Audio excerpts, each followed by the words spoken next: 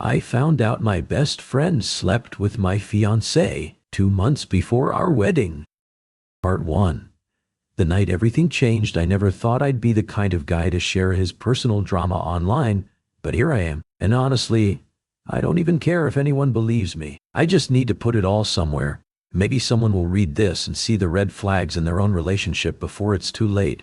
Maybe I'm just screaming into the void. Doesn't really matter.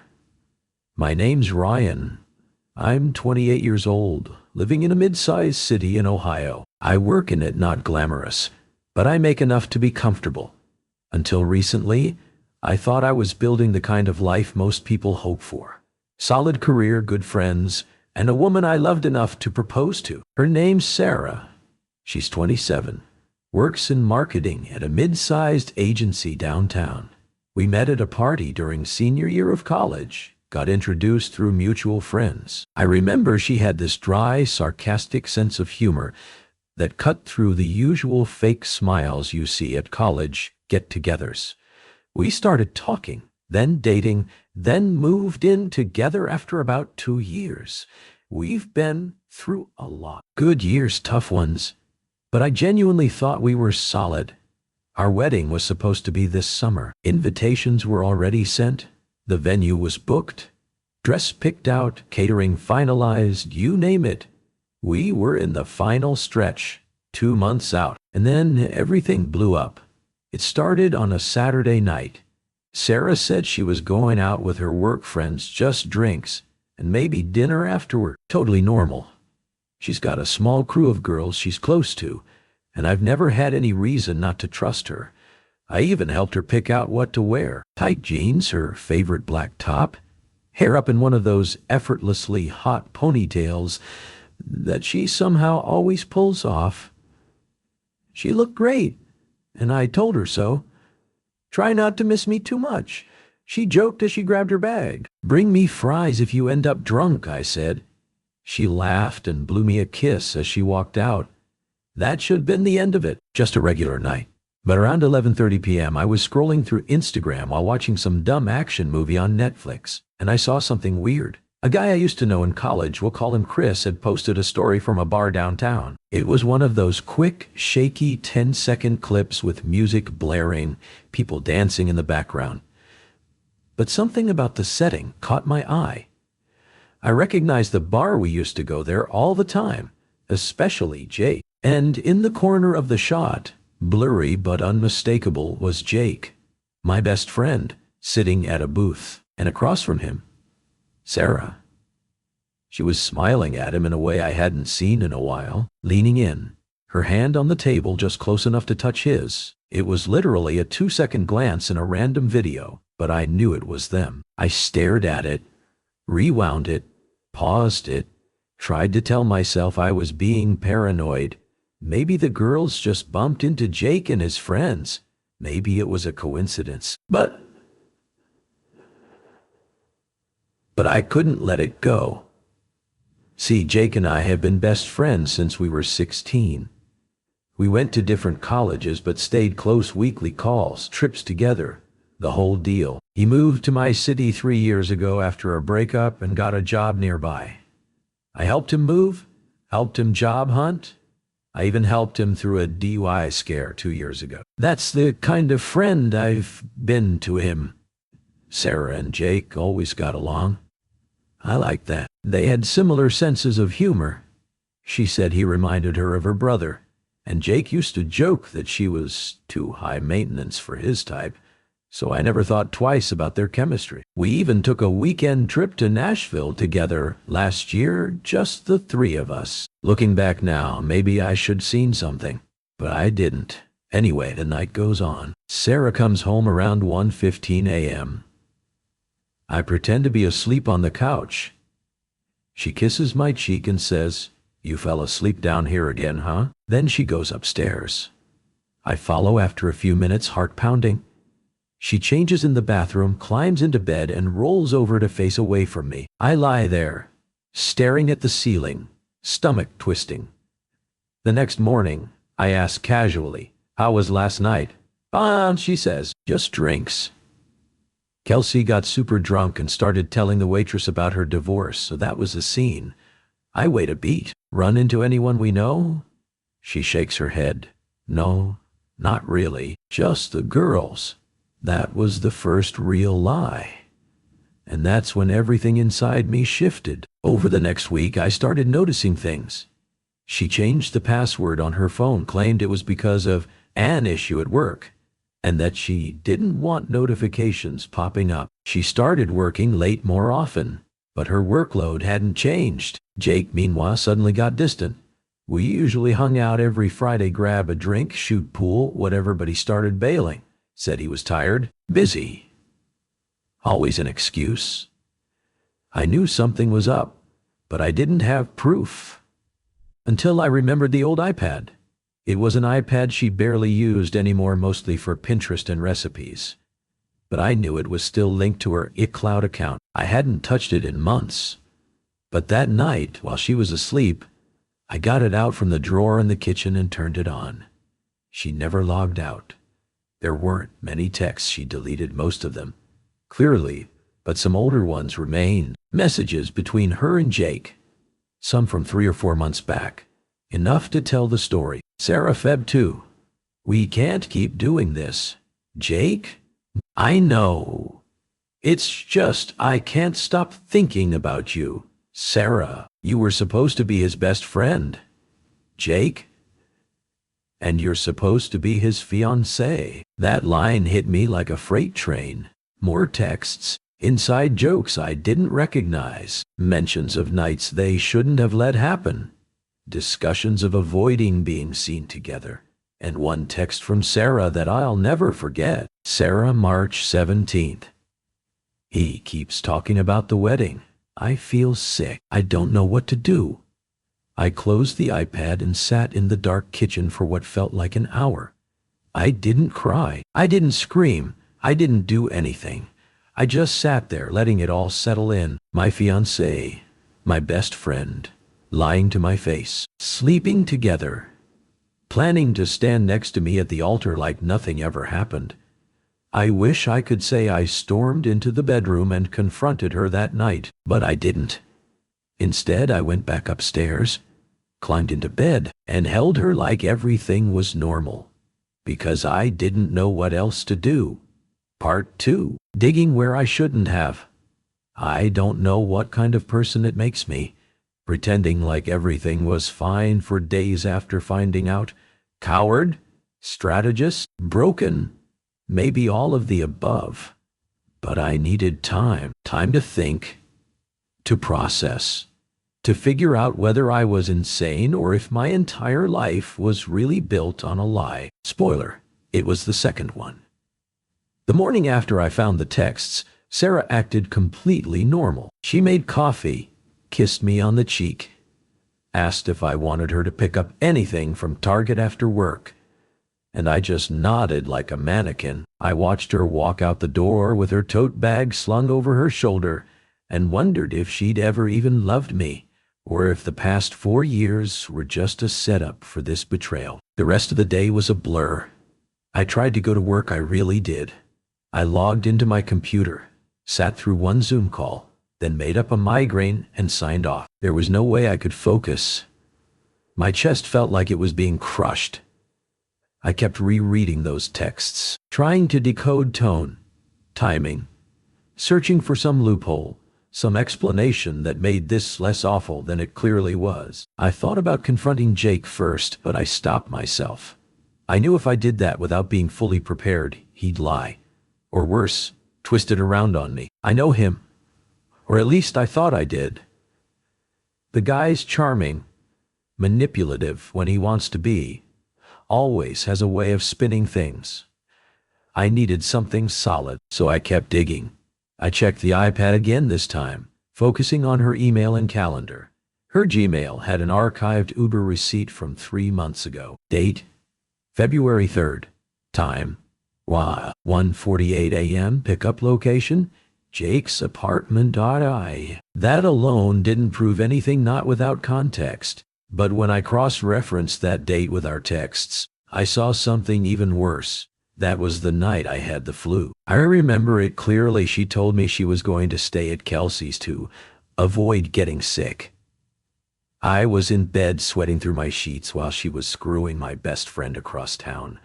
I wanted to throw the iPad across the room. I wanted to scream. But instead, I just sat there. Because the more I found, the more I realized how deep the deception went. I downloaded a data recovery app, dug into her deleted texts.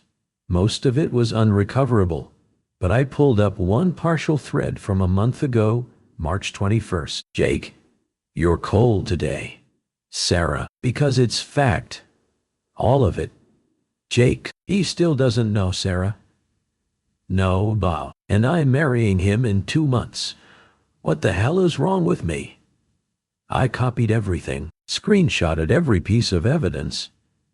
I even backed up the iPad to an external hard drive just in case she wiped it later. I didn't know what I was going to do with it yet, but I needed to hold on to something, anything, because everything else in my life felt like quicksand. That night, I couldn't look at her. I avoided her eyes at dinner, said I was tired, and went to bed early. She asked if something was wrong, and I just mumbled work stress. And then she curled up next to me like everything was fine, like the person she betrayed wasn't lying 6 inches away. That might have been the worst part. How normal she acted, how good she was at pretending. Like this whole thing was just another minor lie. Like forgetting to take out the trash or fibbing about what she spent at Sephora. The next few days were more of the same. I became hyper-aware of everything she did. Every text she sent. Every time her phone vibrated and she flipped it face down. I felt like I was watching a documentary of my own life, and I already knew how it ended. Jake, meanwhile, was ghosting me. Normally, we'd text every other day, even if it was just memes or dumb sports commentary. But after that Saturday night, he'd gone silent. I tried texting him, "You alive?" No reply. I sent another one 2 days later. "Want to grab a beer Friday?" Nothing. It was like he knew the walls were closing in. That Friday, I saw him by accident. I was driving home from work and stopped at a gas station on the corner of 9th and Grandview. He was coming out with a 6-pack and a bag of chips. We locked eyes for a split second. He froze. I didn't smile, didn't wave, just stared. He gave me this pathetic nod, like some kind of acknowledgement. "Yeah, I see you, man," and then ducked into his car and drove off. And that's when I knew he was scared, which meant guilt, which meant everything I suspected was true. Still, I hadn't decided when or how to confront either of them. I wanted it to hurt. Not physically, I'm not that guy, but emotionally. I wanted them to feel a fraction of what I was feeling. So I kept playing the part. Loving fiancé, best friend, naive idiot, until one day she slipped. It was a Wednesday night. She came home late. Said she had a client dinner. I was sitting on the couch half watching a documentary when she walked in. I noticed her hair was down, freshly styled. Lipstick still slightly intact. No folder, no laptop bag. Just her purse and a to-go container she dropped in the fridge.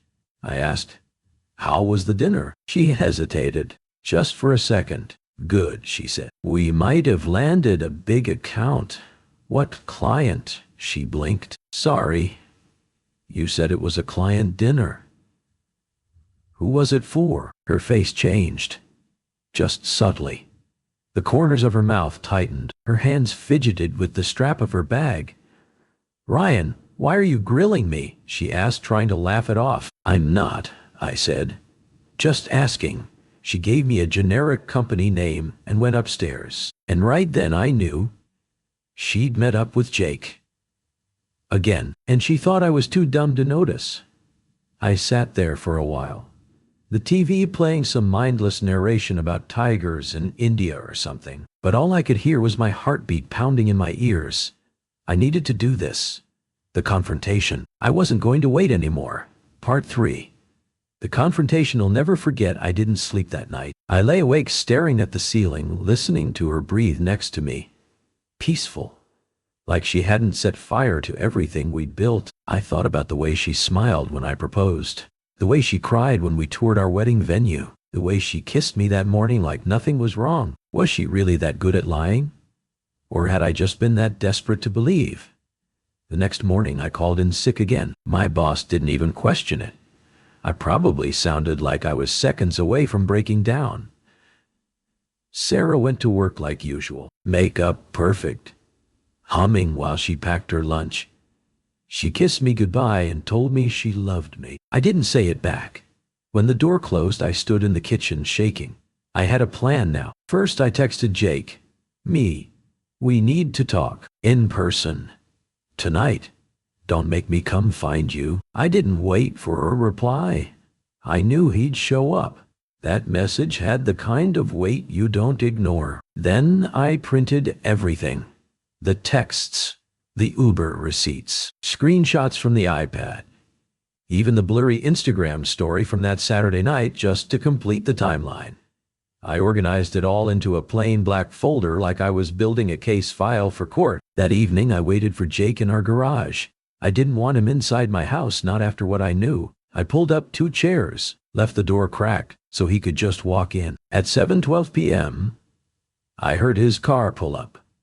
He walked in looking pale, nervous, like he already knew what was about to happen. "Hey," he said, barely making eye contact. I didn't say a word, just handed him the folder and sat down. He flipped through it in silence, page after page. I watched his hands shake. His mouth twitched like he was trying to think of something to say. Anything, but there was nothing. When he finished, he looked up at me. His eyes were red. "I'm sorry, man," he said quietly. I laughed, actually laughed. "That's it?" I asked. "You're sorry?" He didn't answer. "How long?" I pressed. He hesitated. 7, maybe 8 months. My stomach turned. I stood up, started pacing. "You were going to stand next to me at the Fing altar, Jake." He winced. "I never wanted this to happen, man. I swear to God, it just happened." It started after that trip to Nashville. We were drunk. One night turned into 2. Then it got complicated. I told her to tell you. I begged her. "You begged her?" I snapped. "You begged my fiancée, the woman you were screwing behind my back, to confess to me? You're such a Fing coward." He didn't argue, just sat there slumped.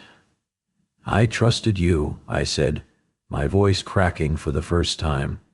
"You were like a brother." He nodded, eyes on the floor. "I should beat the hell out of you right now." "Then do it," he said, finally looking at me. "If it'll make you feel better." But it wouldn't. Nothing would. Instead, I told him to leave. And not just the garage, my life. I told him we were done, forever. No second chances, no half-assed apologies, no drunken phone calls a year from now trying to make peace. He didn't fight it, just nodded and walked out. I stood in that garage for a long time after he left. Then I went inside and waited. Sarah came home around 8:45. She looked surprised to see me sitting at the dining table. I never sit there. That was our fancy meals spot. The wedding planning spot. "Hey," she said cautiously. "Everything okay?" "Sit down." She froze. "What's going on?" I said, "Sit down." She sat. I slid the same folder across the table. She opened it, and I watched her face unravel. Page after page. Her hands trembled. Her eyes welled up. She started mumbling. "I didn't mean for this to happen, and I was going to tell you. And I was just scared." But I held up a hand. "Dawn," I said, "I'm not here for explanations. I'm here to tell you I know everything." She started crying. "I'm sorry, Ryan. I really am. I messed up so badly. I never meant to hurt you." I stared at her. This woman I had once imagined growing old with, who I had pictured having kids with, who I had written vows for. You could have told me, I said. You could have ended it. Walked away. But instead, you lied. Every single day? She didn't deny it. I thought I loved him, she whispered. I nodded slowly. Then you should have chosen him. Silence. I'm calling off the wedding, I said. I'm canceling everything. You can explain it to your parents however you want. I don't care. Ryan, please, she said, reaching for my hand. We can fix this. I'll go to therapy. I'll do anything. I pulled my hand away. No. We're done. She broke down, then loud, messy sobbing like some scene from a movie. But I didn't comfort her. I didn't move. I'd spent months being lied to by the two people I loved most. I had nothing left to give. I got up, grabbed my coat, and walked out. I drove around for a while. No destination. Just needed air. Space. The night was quiet. The city was dim. I ended up at the lake, parked near the docks, and just sat there watching the water. I don't know how long I stayed. But for the first time in weeks, I wasn't drowning. I was alone, but I was free. Part 4. Fallout. The day after I called off the wedding, my phone exploded. Texts from her mom, her sisters, our mutual friends, the venue, the florist, the goddamn cupcake guy. I didn't answer any of them. I didn't owe anyone an explanation, and frankly, I didn't have the strength to relive it over and over. The only message I responded to was from my mom. She simply wrote, "Are you okay?" I told her I'd explain everything soon, but I needed space. She understood. Sarah moved out 2 days later. She cried the whole time, tried to hug me goodbye. I turned my back. She left behind a necklace I gave her on our second anniversary, put it on the counter with a note that said, "I still love you. I always will." I dropped it in the trash. Jake? I haven't heard from him since the night in the garage. He knew better. A couple mutual friends tried to play peacemaker, not realizing how deep it went. One of them, Ryan C., actually texted me, "Look, I get you're pissed, but this is between you and Sarah. Don't throw away a 15-year friendship with Jake." I blocked him on the spot. 15 years meant nothing if it ended like that. Friends don't sleep with the woman you're about to marry.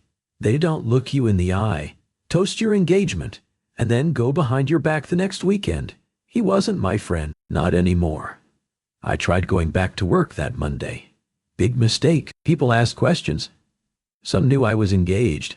Others had RSVP'd to the wedding. A couple folks at the office had even bought me and Sarah gifts already. Amazon packages were still showing up at the apartment. I returned every single one.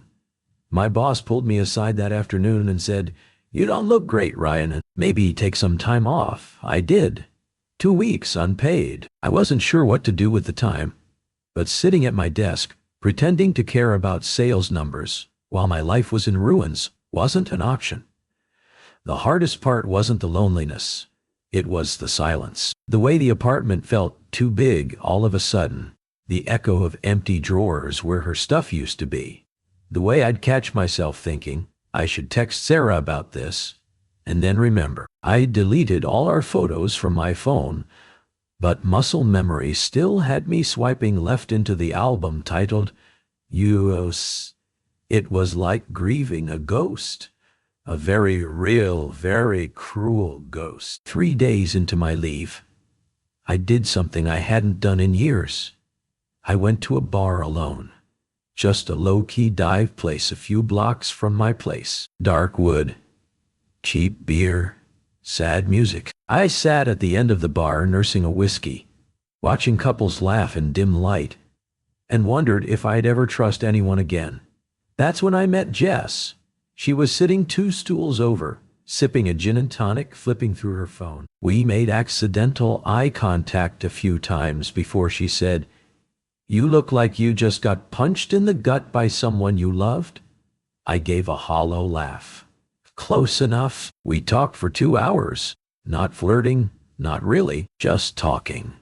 Turned out she had just ended a 5-year relationship after finding out her boyfriend had a second phone. Literally a burner phone hidden under their bed. Whole other life. Mistress, lies. We swapped horror stories. Took turns shaking our heads. Eventually, I asked if she wanted another drink. She said yes. We closed the bar down. No, I didn't sleep with her. That's not what this is. But talking to her reminded me I wasn't the only one dealing with betrayal, that the world was full of people carrying invisible scars. That healing wasn't about pretending to be okay, it was about accepting you weren't and letting people in anyway. The next few weeks were a weird mix of numbness and rage. Some days I felt fine, even hopeful, like I'd dodged a bullet. Like I was finally waking up from a long, bad dream. Other days I wanted to scream into my pillow or drive to Jake's place just to break his jaw. I didn't, obviously, but the anger lived right under my skin. A second heartbeat. I started seeing a therapist. Her name's Marla. She's blunt in a way I needed. First session, she asked, "Why are you here?" I said, "My fiancé cheated on me with my best friend." She blinked. "And what did you do?" I called off the wedding. She smiled. "Good. You respected yourself. That's rare." That sentence hit me harder than I expected. Respecting yourself. I hadn't thought about it that way. I was too busy feeling pathetic, embarrassed, like a failure. But Marla was right. I could have swept it under the rug. Could have married her and lived with the lie. But I didn't. I walked away. Even when it broke me. Even when I still loved her. About a month after everything exploded, I got a letter. An actual handwritten letter. From Sarah. She didn't text. Didn't call. She just sent a 6-page note folded neatly into an envelope. No return address. It was full of apologies, regret. She wrote that she hadn't seen Jake since she moved out. That she'd started therapy. That she'd been replaying every moment we had together, wondering how she let it fall apart. She said she missed me. That she still hoped maybe someday we could talk. I didn't respond. I tore the letter in half, then into quarters, then tossed it into the trash. Because closure doesn't come from the person who shattered you. It comes from choosing yourself, finally, over the people who didn't. Part 5. Closure. And the twist. 3 months after I tore up Sarah's letter, I felt lighter. Not healed. That would take longer.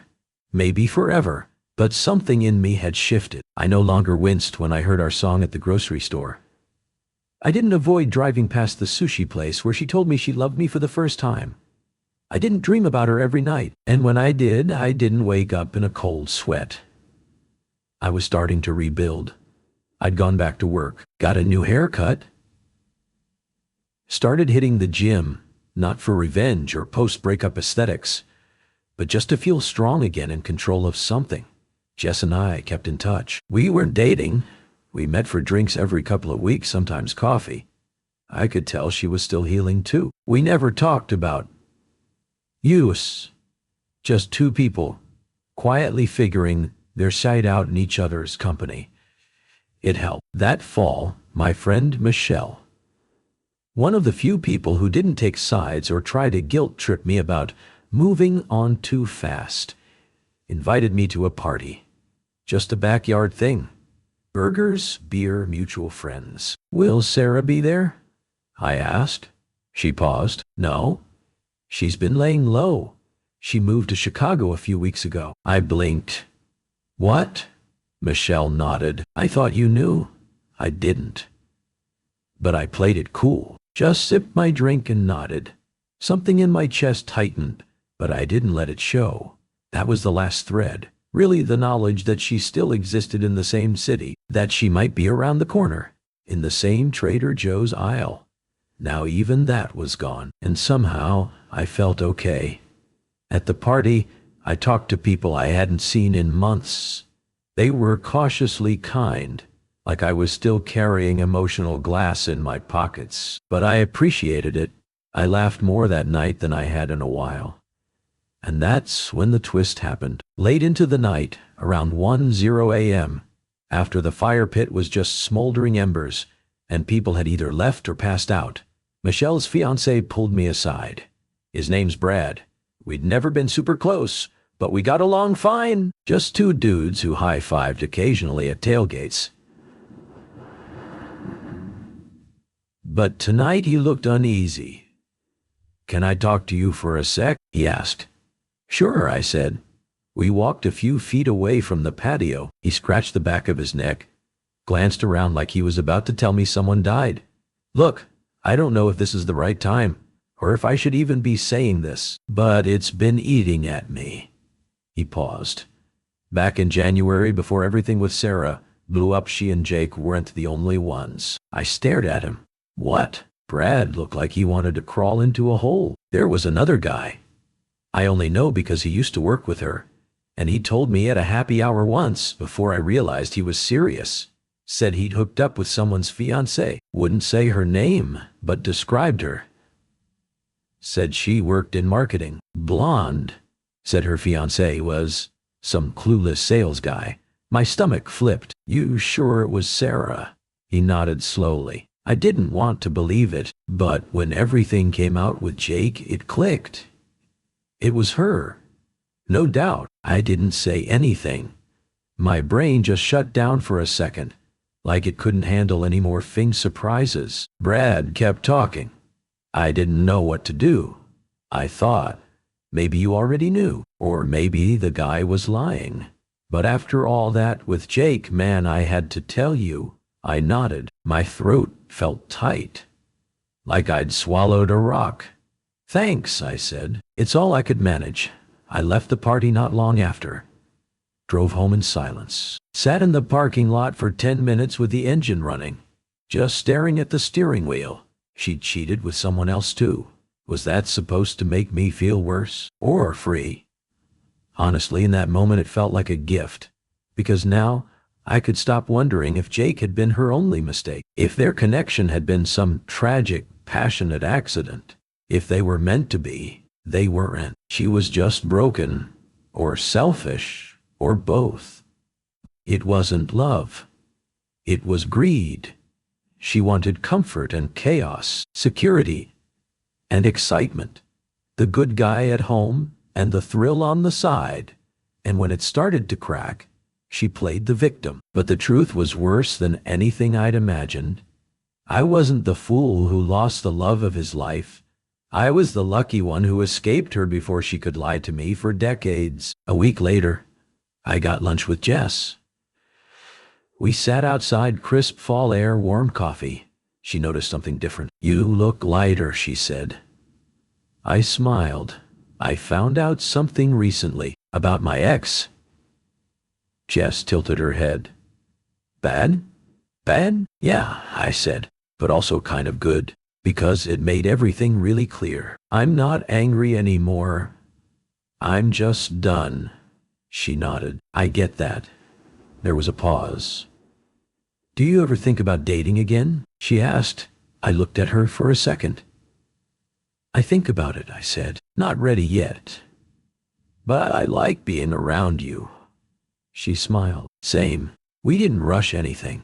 But a few weeks later, we went on our first actual date. Not a coffee, not a pity drink, a real date. And it was easy, natural, like we'd both been cracked open and rebuilt slower, wiser, stronger. Not perfect, but honest. Now, 6 months later, Jess and I are taking it one day at a time. No grand promises, no pressure. Just mutual respect and brutal honesty. That's the foundation I needed all along. As for Sarah, she's a memory now. One I don't revisit much. I don't hate her anymore. I just hope she finds whatever part of herself keeps running from real love. I hope she fixes it. Not for me, for her. And Jake? He's a ghost. I hope he hears my name and remembers what he lost. But I don't need revenge anymore. Sometimes the best revenge is a life rebuilt without them in it.